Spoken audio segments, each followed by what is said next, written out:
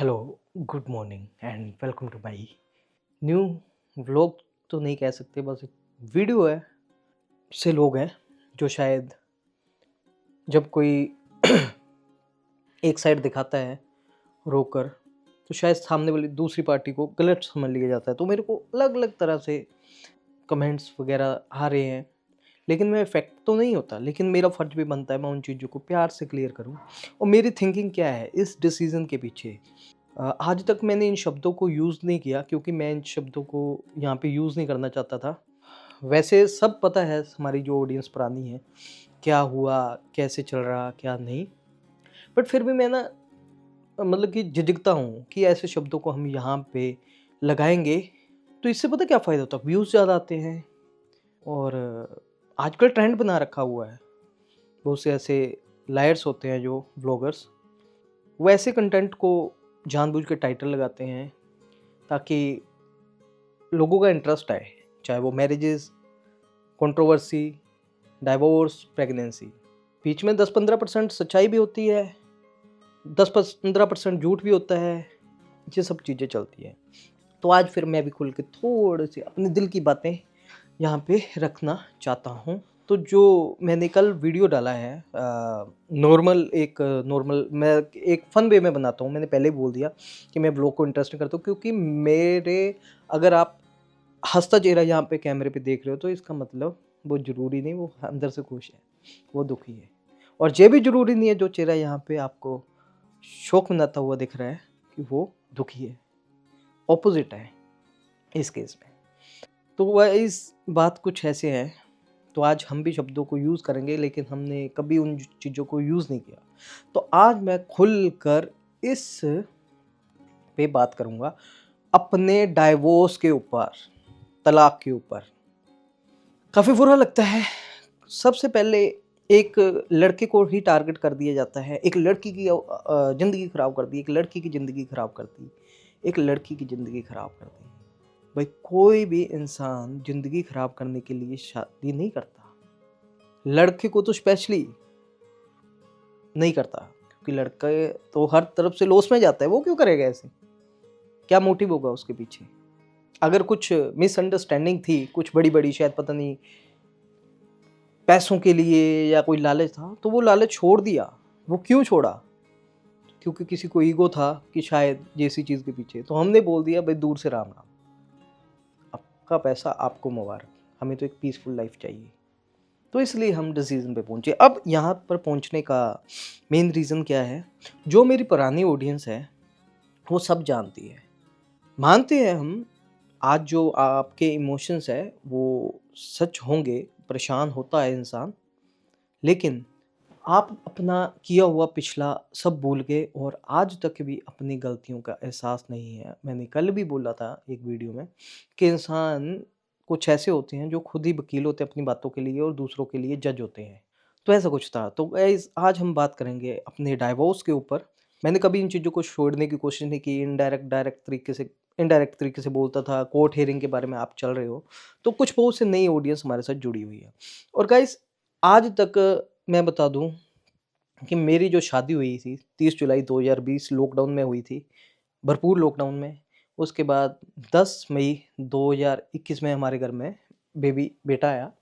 और उसके बाद बेटे होने के 10 5-7 दिनों बाद ही हमारे घर में बहुत सी ऐसे, क्या कह सकते हैं, बातें होने लग पड़ी, जो कि आपको सोशल मीडिया पे जो पुरानी ऑडियंस है उनको सब पता है, यहाँ पे दिखनी स्टार्ट हो गई थी। और यही मेन रूट कॉज बना था मेन लड़ाई का।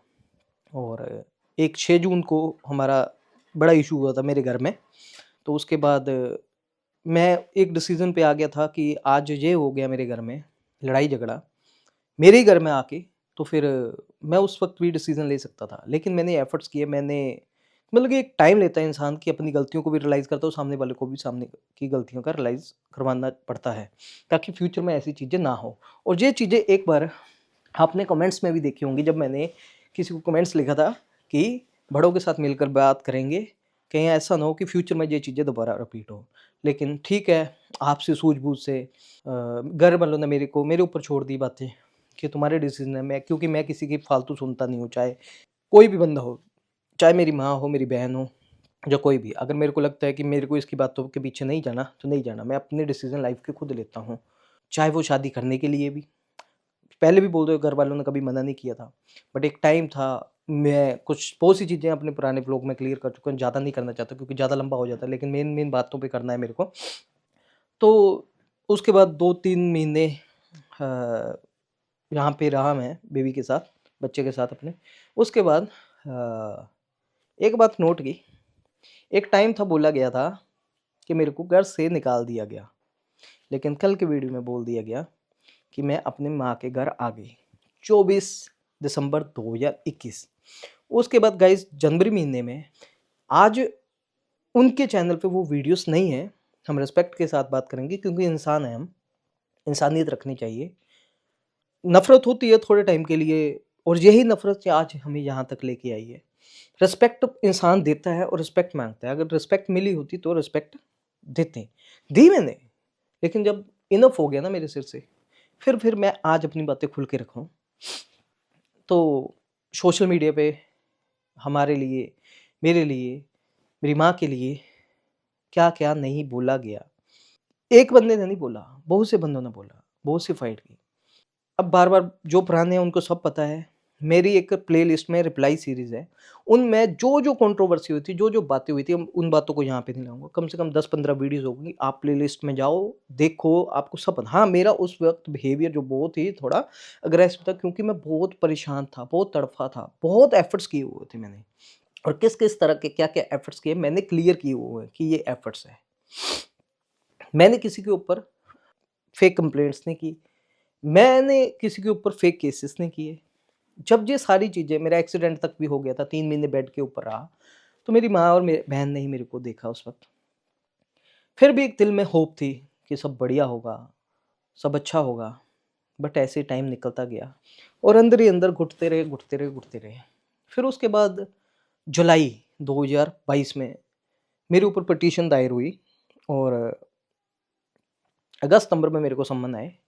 तो मैंने, लेकिन उससे पहले ना मेरे 1-2 एफर्ट्स थे, जैसे अ, किसी के घर जाके बुलाना कि चलो बातों को सॉर्ट आउट करें, बच्चे से मिलना। और सेकंड, उसके बाद मैंने एक बैसाखी वाले दिन 13 अप्रैल लोकल पुलिस स्टेशन में कॉल किया था कि कॉल करके पूछो कहाँ है, मेरे बेबी को लेके इधर-उधर घूमा जा रहा है। कहाँ-कहाँ घूम रहे हो? उस वक़्त कानपुर में थे, तो उन्होंने पुलिस स्टेशन ने भी कॉल किया था कि हाँ, तो उन्होंने मना कर दिया था दूसरी पार्टी ने कि हम नहीं आएँगे। तो पुलिस वालों ने मेरे को बोला था कि देखो, हम ज़बरदस्ती नहीं कर सकते, उसकी अपनी मर्ज़ी है, फीमेल है। तो आप अगर जाना ही चाहते हो तो आप वुमेन सेल में चले जाओ। फिर उसके बाद मैं वुमेन सेल में चला गया था। ये बातें मैंने पहले क्लियर की हुई थी और वुमेन सेल में दोबारा बुलाया गया। आई थिंक मई महीने की बात है, 25 पता नहीं 30 मई की बात है। तब वहाँ पे रिटन में आपने बोल दिया था कि मैं साथ नहीं रहना चाहती, मुझे तलाक चाहिए। तो उसके बाद मेरा एक्सीडेंट हो गया था जून में। लेकिन उससे पहले एक बार जब बेटे का बर्थडे था तो मैं घर पे गया, तो आपको भी पता है आपने किस तरह मेरे कॉलर पकड़े, किस तरह मेरे को धक्के दिए। शायद ये चीज़ें आपको अब भूल चुकी है, लेकिन यही चीज़ें मेरे दिल में एक आपकी बैड इमेज बनाती गई क्योंकि आपने हमेशा दूसरे इंसानों के सामने मुझे नीचा दिखाया और दूसरे लोगों को खुश किया। जो इंसान मेरा ही नहीं है, मैं उसके ऊपर क्या यकीन करूँ? लेकिन पागलों की तरह फिर कुछ ना कुछ विश्वास करता रहा, कोई बात नहीं, हो जाएगी, बचपन है, ऐसा-वैसा। लेकिन मेरे को हर तरह से अपने घर में, सोशल मीडिया पे मेरी फैमिली को इंसल्ट किया, मुझे बदनाम किया, मुझे हिट किया, मुझे कॉलर से पकड़ा, मुझे धक्के मारे। ये 12 मई 2022 की बात है, ये घर पे। उसके बाद हम वुमेन सेल में गए, वहाँ पे तलाक के लिए आपने मना कर दी कि मेरे को इससे तलाक चाहिए, मैंने इसके साथ नहीं रहना। उसके बाद मेरा जून में एक्सीडेंट हो गया। 25 जून को, और मैं 3 महीने बेड पे रहा और मेरी माँ और बहन ने मेरे को देखा। उसके बाद मेरे ऊपर कोर्ट केसेस हो गए, पहल मैंने नहीं की और सितंबर में मैंने सेक्शन 9 डाला। सेक्शन 9 जो घर बसाना चाहता है, तो आपने खर्चे के लिए डाल दिया क्योंकि आपको खर्चा चाहिए था, और डीवी का डाल दिया कि ये इन्होंने मेरे ऊपर बहुत अत्याचार किए हैं। मतलब कि आपको ऑब्जेक्शन थी और यही ऑब्जेक्शन आपने कोर्ट में भी लगाई कि कि अत्याचारी है। और यही वीडियो की तरह आपने कितनी बार बोला कि मैं वो नहीं बनना चाहती, सिमरन कौर नहीं बनना चाहती, मैं बड़ी मुश्किल से बच कर आई हूँ उस घर से, ये तो मेरे को जान से मार देंगे, या बहुत से तरह-तरह के, अब सारी बातें तो इतनी जान दी हैं क्योंकि इन चीज़ों को भूलने में ही सच्चाई है। ये सब चीज़ें चलती रही। उसके बाद सितंबर में मैंने सेक्शन 9 लगाया। आप उस वक़्त तो इधर-उधर ही घूम रहे थे और हम तड़फ रहे थे मछली की तरह। साफ़ बात है, ये चीज़ें हमने पहले भी बात की है बहुत प्यार से।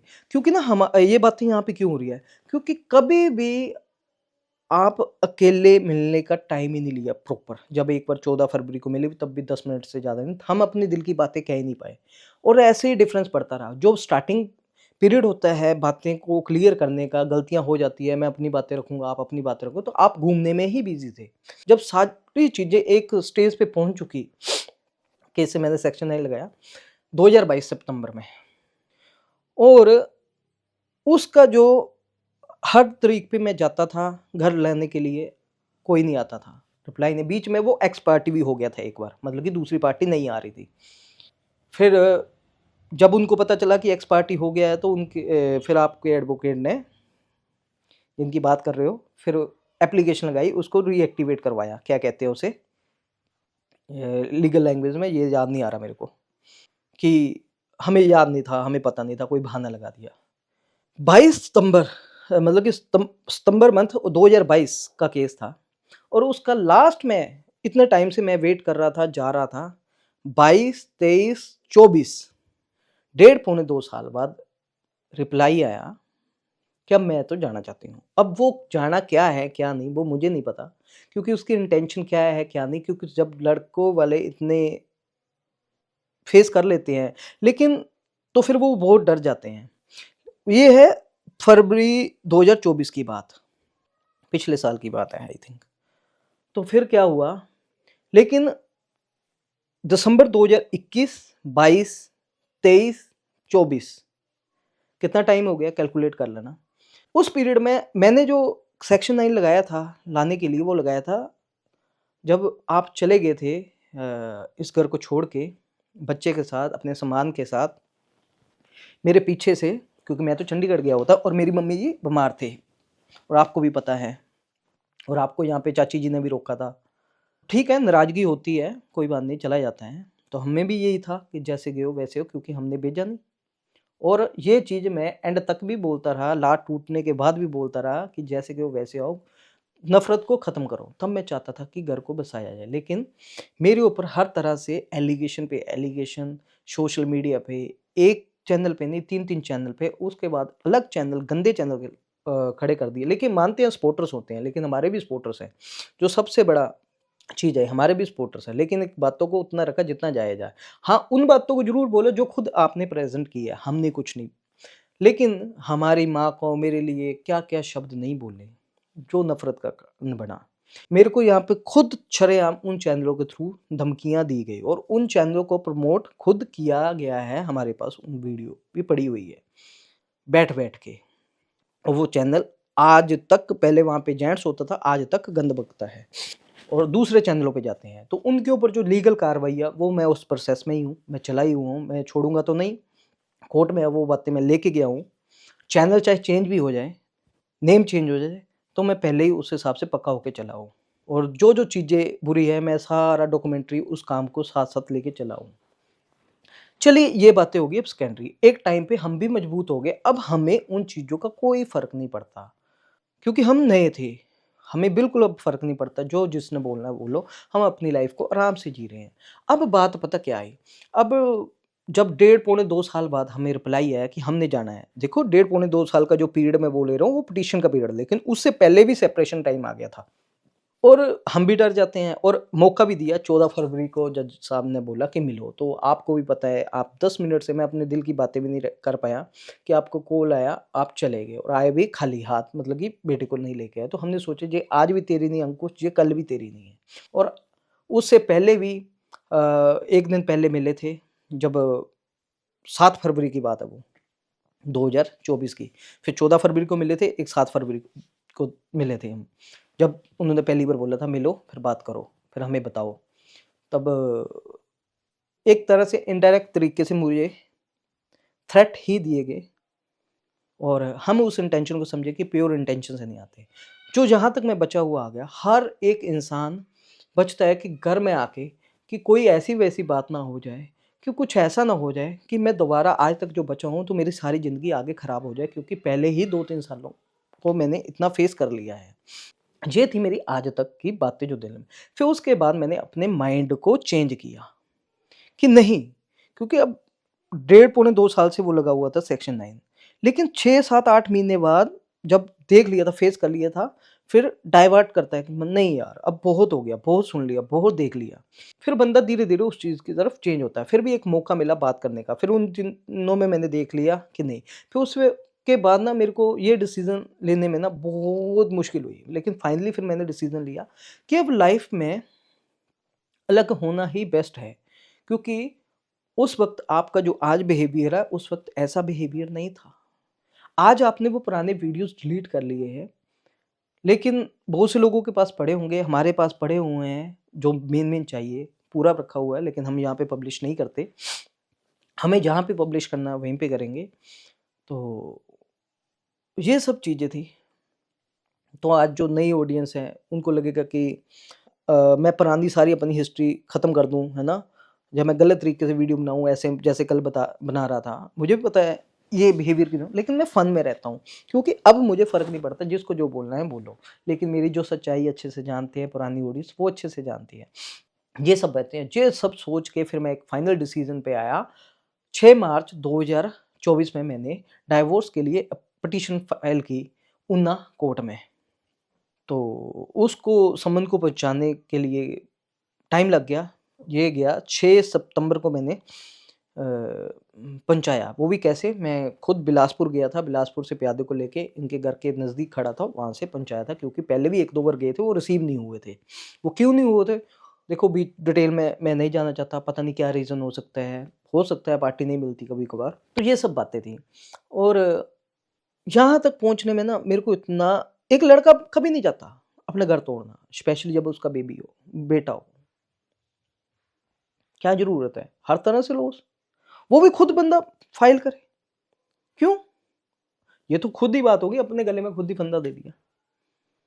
बट जब देख लिया कि पानी सिर के ऊपर है, ये इंसान ना अपने लिए स्टैंड ले सकता है सामने वाला, ना तेरे लिए स्टैंड ले सकता, ना उसको अपनी इज़्ज़त की परवाह है, ना उसको तेरी इज़्ज़त की परवाह है, ना तेरी फैमिली की परवाह, ना कि बच्चे की परवाह है। बच्चे को साथ रखना, पैसे खर्च कर लेना, होटलों में घुमा लेना, ये उसकी केयर नहीं होती। तो उसको फैमिली इंट्रोड्यूस करवाना, एक ही साइड इंट्रोड्यूस करवाना प्यार नहीं होता, दोनों साइड इंट्रोड्यूस करवाना। हाँ, मेरे ऊपर एलिगेशन है बच्चे के लिए कुछ करता नहीं, ये नहीं करता। अब भई बच्चा जब आपके पास है तो आप ही करोगे, मैं कैसे कर लूँगा? मेरे को दे दो, मैं कर लूँगा। फिर उसके बाद बच्चे के लिए मैंने बीच में गार्डियन एंड वॉरशिप का केस भी डाला, ताकि बच्चे को मेरे को दिया जाए, ताकि मैं बच्चे का कर लूँ। लेकिन बच्चे को इधर-उधर लेके घूमा जा रहा था आपके द्वारा। फिर उसके बाद मेरे को विज़िटेशन राइट मिल गए 13 सितंबर, डेट तक याद है, 2023 में। हर सेकंड संडे 1 घंटे के लिए भाखड़ा डैम डिसाइड हुआ, लेकिन एक बार मिलवाया, उसके बाद कुछ टाइम नहीं मिलवाया। फिर दूसरी बार 11 मई 2024, लास्ट ईयर की बात है, तब 10 मिनट के लिए मिला मैंने उम, अपना अनंतपुर के साइड, क्योंकि हम थोड़ा-सा कोर्ट पहुँचने में लेट हो गए थे, वहाँ पे मिलना था। तो वहाँ पे मिल लिए थे हम। 10 मिनट, उसको बर्थडे गिफ्ट्स वगैरह और कुछ पैसे दिए थे मैंने, ये सब था।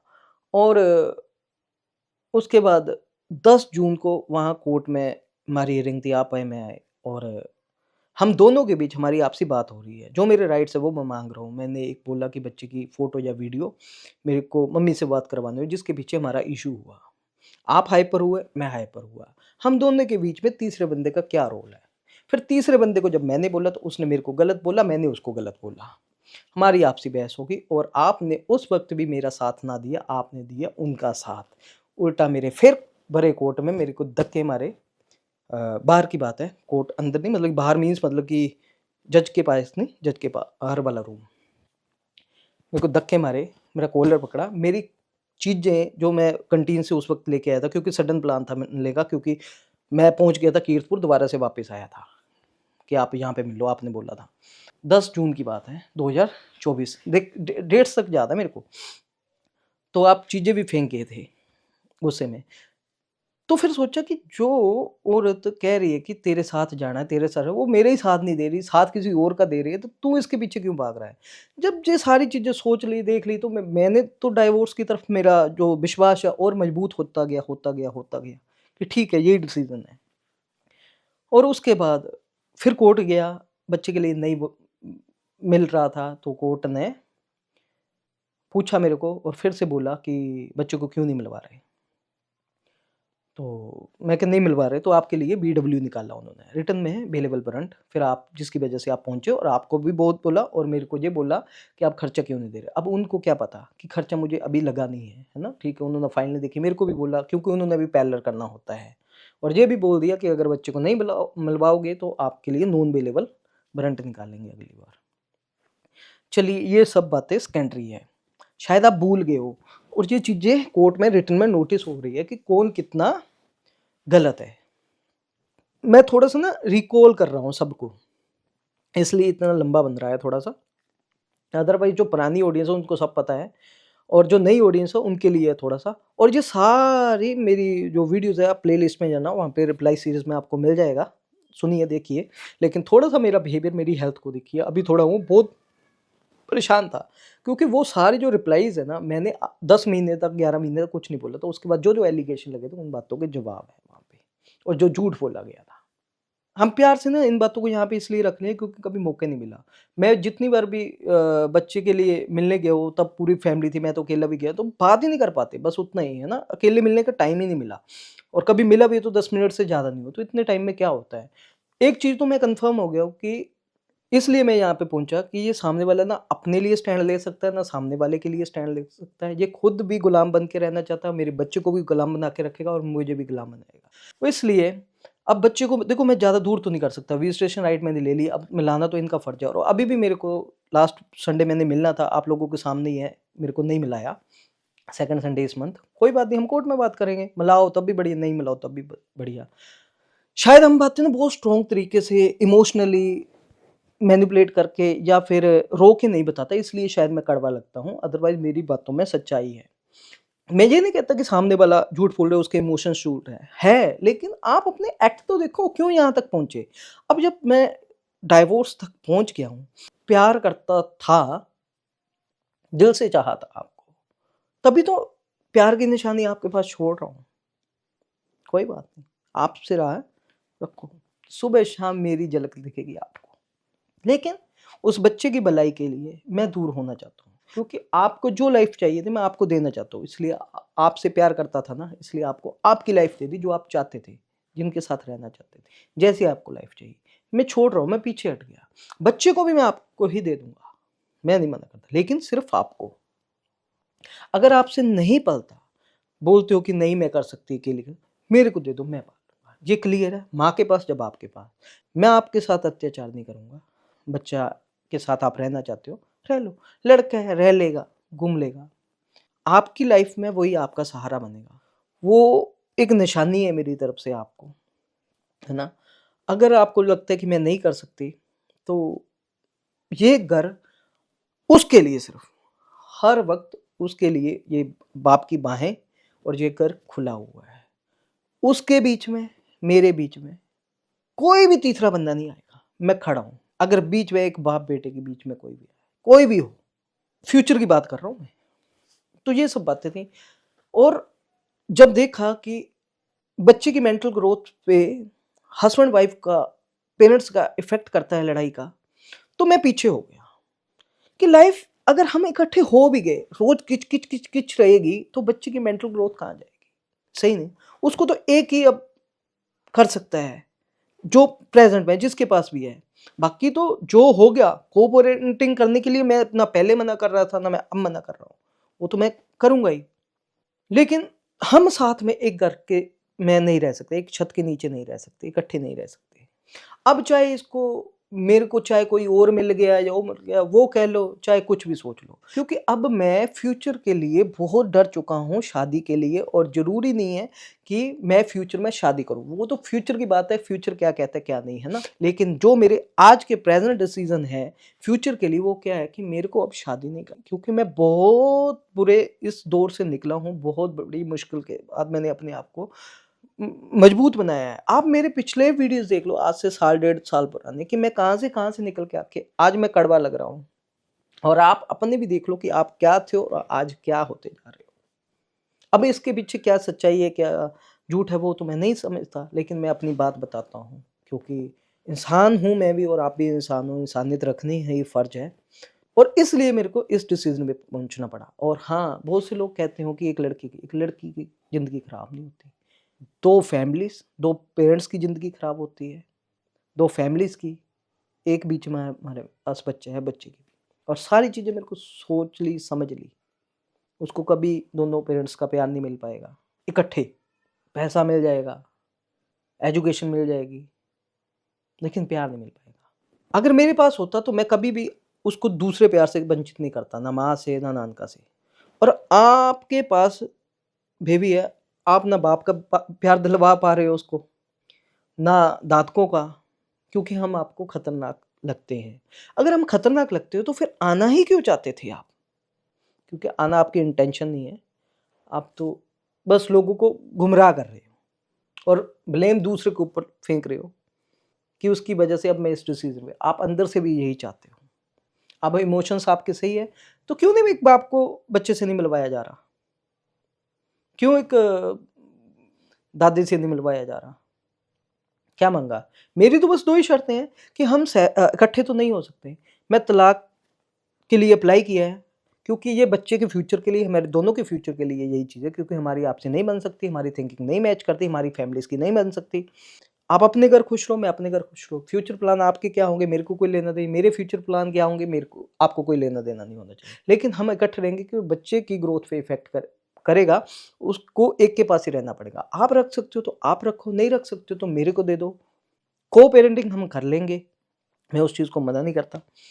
बस यही तो है मेरी शर्तें, वो तो कुछ है ही नहीं। कौन अपना घर छोड़ना चाहता है? तू अकेला रह जाएगा, मैं अकेला ही हूँ, मेरे घर में कौन है?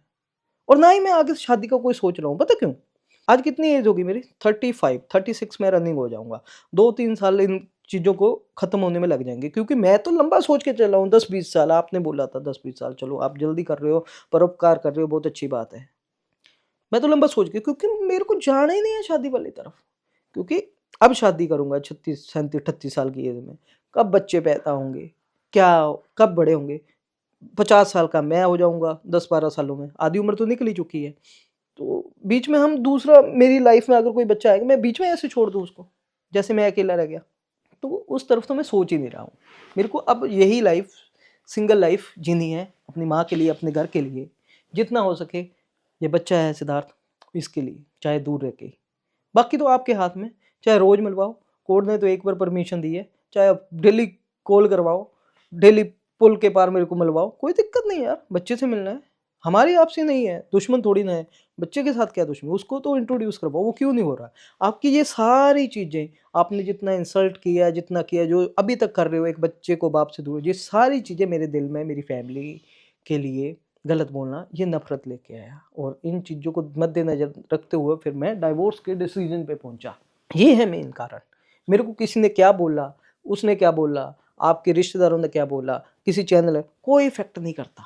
वो एक टाइम के लिए प्राइमरी होता है, बाद में सेकेंडरी हो जाता है। लेकिन जो आपने मेरे साथ किया है, चाहे वो आपके खुद के डिसीज़न थे या किसी और के पीछे लग के आपने किया, मुझे नहीं पता। बट मेरे नज़र में तो आप ही हो, है ना? क्योंकि अगर आप कर रहे हो ये, तो फिर गलत ही किया, है ना? ये सारा आज तक मेरे साथ, क्योंकि क्या ही बोलूँ, है ना? बाकी मनमुटाव हो जाता है, हस्बैंड वाइफ में होता है, तो वो यही घर से चले जाना, इधर-उधर घूमते रहना, किसी के पीछे, ये वो, ये डिसीज़न थोड़ी ना था। और तब भी कि बंदा कोशिश ना कर रहा हो। खुद आप को पुलिस स्टेशन में जाके बोल रहे हो कि मेरे को नहीं रहना साथ, फिर बंदा कहाँ तक जाता है? खुद केस कर रहे हो, डीवी का केस खुद किया कि डीवी का केस ये है कि इस बंदे से खतरा है, फिर उस बंदे के घर में क्यों आना? जब तक वो डीवी का केस ही नहीं खत्म होता, तब तक तो वैसे ही नहीं आप आ सकते घर में। है ना? क्योंकि आपको प्रॉब्लम थी, तो भई वो मज़ाक तो है नहीं है। फिर मैं तो भई यही चाहता हूँ, मैंने ही मान लिया कि मैं अत्याचारी, मेरी फैमिली अत्याचारी, हम बहुत गलत इंसान हैं, हम ही डाइवोर्स दे देते हैं इनको। हिम्मत नहीं है मेरी, पर मैं उस तरफ चल पड़ा।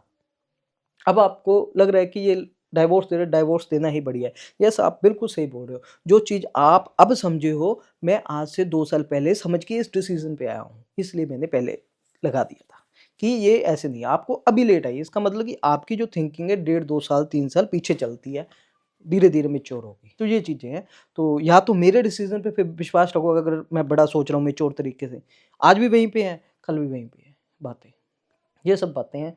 बाकी आज तक कुछ अच्छा बुरा बोला गया हो, माफ़ करना, ये ज़िंदगी ऐसी ही चलेगी, है ना। और गलतियाँ हो जाती है, बस यही है कि ज़िंदगी में दूसरों को जज करना और अपने लिए वकील बनना बंद करो, लाइफ अच्छी चलेगी। और गलतियाँ सामने वाला भी एक्सेप्ट करता है जब गलतियाँ हो, और खुद भी गलतियों को एक्सेप्ट करना सीखो, क्योंकि हम इंसान हैं, भगवान नहीं है कि हम कभी गलती कर ही नहीं सकते। तो ये सब बातें थी, और बाकी सब बढ़िया है, और चाहते हैं कि सब अपनी लाइफ में फले फूले और आगे बढ़े, और इंसानों की तरह मिलें, रास्ते में मिलें तो एक दूसरे से नजरें ना चुरानी पड़े। हम पहले भी ऐसी बात करते थे, अब भी बात ऐसे कर रहे हैं।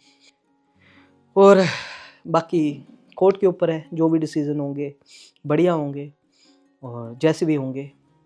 ना लड़का चाहता है ऐसी चीज़ें, बस धीरे धीरे हो जाती है। लेकिन बस इतना ज़रूर बोलेंगे, आज भी आपके वेल विशर हैं, कि अपने लिए डिसीजन लेना सीखो, अपने लिए स्टैंड लो, गुलाम ना बनो, ना सामने वाले को बनाओ, ना मेरे को आने वाले बच्चे को बनाओ, अपने लिए खुद जियो। आपको ये लगता है कि भड़काना, यही तो आपको समझ नहीं है, आपको समझाया यही जाता है, पहले भी यही था और आज भी यही है। और यही चीज़ें हमने सोच के कि ये अपने लिए स्टैंड नहीं ले सकती, ये आज भी तेरे को गलत बोलेगी, कल भी तेरे को गलत बोलेगी, तो इससे अच्छा है दूरियां, तलाक ही अच्छे हैं।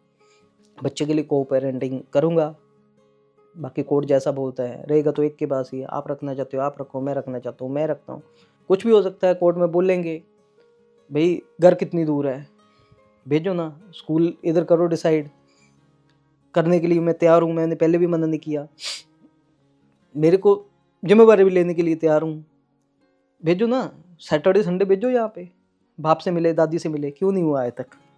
विश्वास नहीं है। अगर मैं ले आता हूँ आपको तब विश्वास हो जाएगा, क्योंकि आपको ना विश्वास पहले है ना अब है, क्योंकि आपको विश्वास है लेकिन आपके माइंड में वैसी इमेज मेरी बना दी गई है मेरी फैमिली की, कि आपके सामने मैं बुरा हूँ। मैं भी समझता हूँ सब चीज़ें, बाकी फ्यूचर आपका कैसा होगा मुझे नहीं पता, मेरा कैसा होगा आपको नहीं पता, मेरे फ्यूचर डिसीजन क्या होंगे वो आपको नहीं पता, बट मैंने आपको प्रेजेंट में बता दिया। अगर ये कुछ गलत फहमियाँ हैं कि किसी और के पीछे ऐसे वैसे, ऐसी चीज़ें मैं बोल देता हूँ आपको कि आप इसलिए आए हो इस डिसीजन पे। आप चाहते भी वैसे यही थे, तलाक, लेकिन खुद आगे नहीं बढ़ना चाहते थे दूसरे को, ताकि मैं अच्छी भी बनी रहूँ और सामने वाला बंदा गलत हो जाए कि वो छोड़ रहा है मैं नहीं छोड़ रही। मैं खुद बोल रहा हूँ मैं छोड़ रहा हूँ क्योंकि हमारी नहीं बन रही, हमारे बच्चे का फ्यूचर ख़राब है इस चीज़ से। तो इसलिए यही डिसीज़न है, प्यार से अलग होना। और किसने शादी करनी है किसने नहीं वो तो वक्त बताएगा, फ्यूचर किसी ने नहीं देखा। बाकी आने वाली जो टाइम है आपका उसके लिए बेस्ट ऑफ लक। अब हम इकट्ठे नहीं हो सकते क्योंकि हमारी नहीं बनती, बच्चे की ग्रोथ पे फ़र्क पड़ेगा, कोई नहीं चाहता। दिल से लाए थे आपको, आज आप लोग मेरे को चाहे जितना मर्जी बुरा बोल लो, इतना बुरा भी नहीं था जितना आपने बता दिया, इतना बुरा तो मेरी फैमिली भी नहीं थी जितनी आपने बना दी।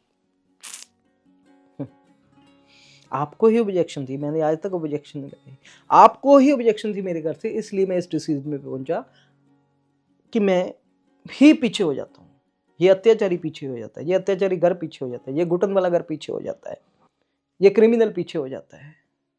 अब हमारा जो मैटर्स है कोर्ट में वहाँ पे चलेगा, जो जज साहब होगा वो एक्सेप्टेबल होगा किसी भी केस के लिए। बाकी जो मेरे डिसीजन मैंने आपको बता दिए, ये है मेरा डिसीजन, डाइवोर्स।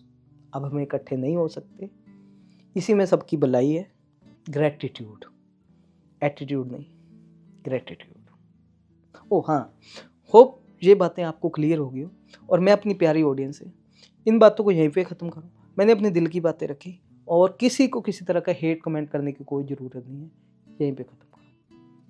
हमें भी जीने दो आराम से, प्यार से। बाय।